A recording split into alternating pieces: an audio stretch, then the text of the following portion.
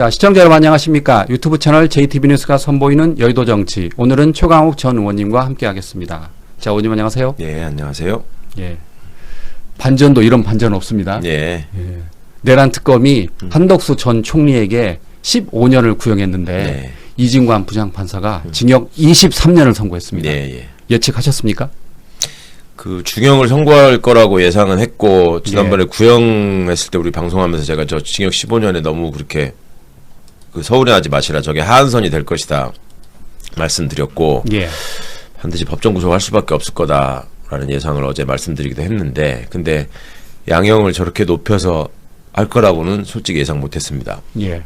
당연히 뭐 과한 형량은 아니지만 그간의 법원의 어떤 경향이라는 게 있기 때문에 마치 구형량을 굉장히 의식하는 듯한 모습을 보였었는데 명확한 논리로 설명하면서 그 23년을 선고해서 처음으로 헌법 정신에 충실한 판결을 했다. 이렇게 간단히 말씀드리면 그렇게 논평하고 싶습니다. 예. 그러면 의원님이 보시기에 백대연 부장판사와 어떻게 다르다고 보십니까? 두 판사가 그 양형 이유, 그러니까 유무죄 판단 여부를 설명하는 방식은 거의 그러니까 내용 면에서는 거의 비슷했죠. 근데 이제 이진관 부장은 상대적으로 청취자 또 시청자를 배려하는 그 선고를 했어요. 그러니까 결론을 먼저 말씀드리겠습니다.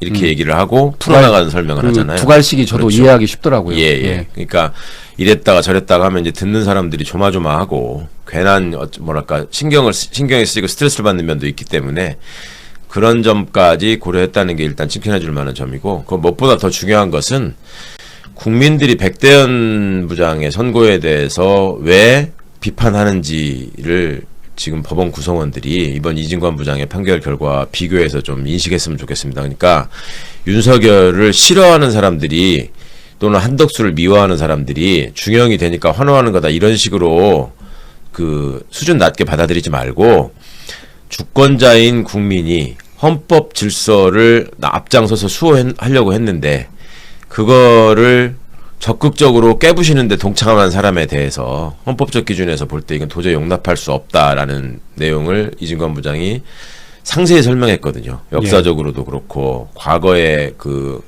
군부가 벌인 쿠데타와는 이건 차원이 다르다. 훨씬 더 나쁜 죄에 해당한다. 위로부터의 쿠데타, 친위 쿠데타, 그리고 한덕수라는 자가 보였던 그 기회주의적인 행동, 그리고 헌법적으로 굉장히 주요한 위치에 있었음에도 불구하고 그걸 막을 임무를 제대로 하지 않았다.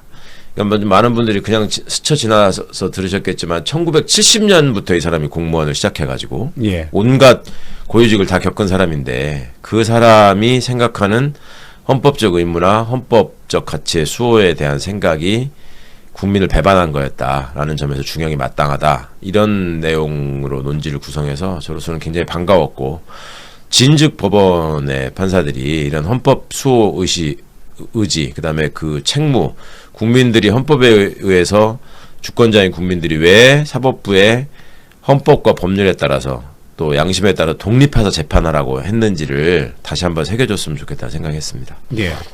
그 이진관 부장판사가 마지막에 선고 과정에서 저뿐 아니라 많은 분들이 깜짝 놀라셨을 텐데 방금 말씀하신 것처럼 이진관 부장판사가 그런 이야기를 했어요. 피고인은 1970년부터 50년 동안 공무원을 했고 그리고 또 다수의 훈장과 포상을 받았다. 그때 저 정말 등에서 소름 돋았어요.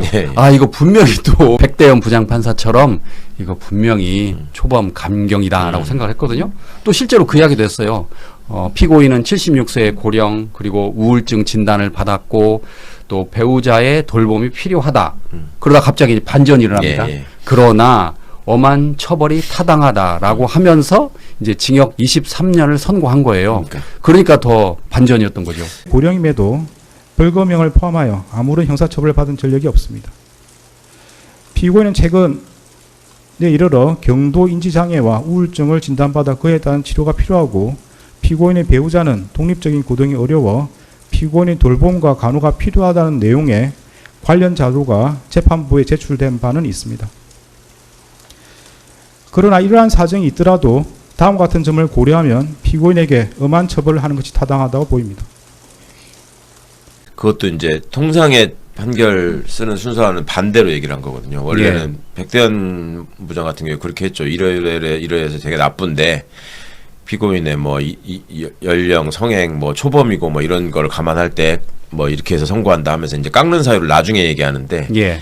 여기는 이제 깎아달라고 얘기한 사유를 먼저 얘기하고 나서 그러나 이러한 점을 볼 때 이 사람은 중형을 면치 못해야 된다 이렇게 이제 얘기를 했단 말이죠. 예. 이게 판사의 그냥 그 기계적인 어떤 그 직장인으로서의 관점이 아니라 국민들이 어떤 것을 원하고 무엇을 바라는가에 대해서 초점을 맞춰가지고 판결을 선고하는 과정에서도 그런 점을 존중했다라고 하는 점을 높이 평가해주고 싶습니다.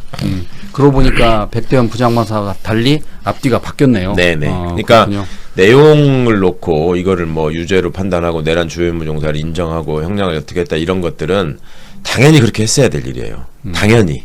예. 근데 그거를 남들이 하도 그렇게 안 하고 그러니까 국민들이 당연하고 상식적인 일을 조마조마하면서 지켜봐야 되는 이 현실이 참 슬픈 거이긴 한데 예전에 헌재에서 윤석열이 파면할 때도 마찬가지잖아요. 당연히 했어야 될 일을 얼마나 우리가 마음 졸이면서 기다렸습니까? 뭐 그때도 뭐 만장일치가 나올 거냐 그렇죠, 말 거냐. 그렇죠. 예.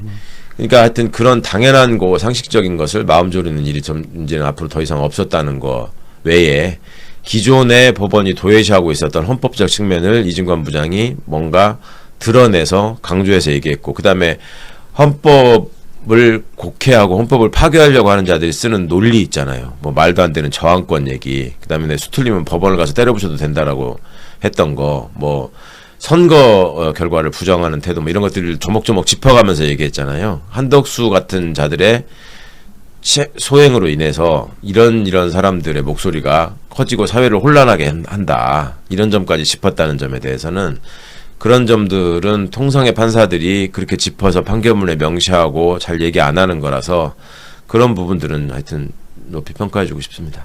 예. 또 이진관 부장판사는 선고 과정에서 그 국민의 용기를 아주 지켜 세웠습니다. 그렇죠. 예.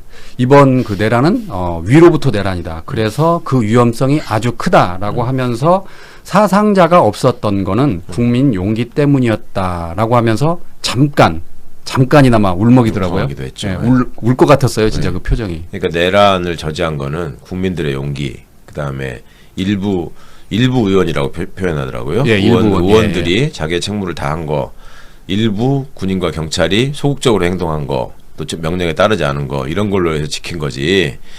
윤석열 한덕수 같은 이런 내란 세력에 의해서 지켜진 게 아니다. 니들이 할 말이 아니다. 사상자가 발생하지 않았다. 시간이 짧았다. 이런 소리는 정말 궤변이다.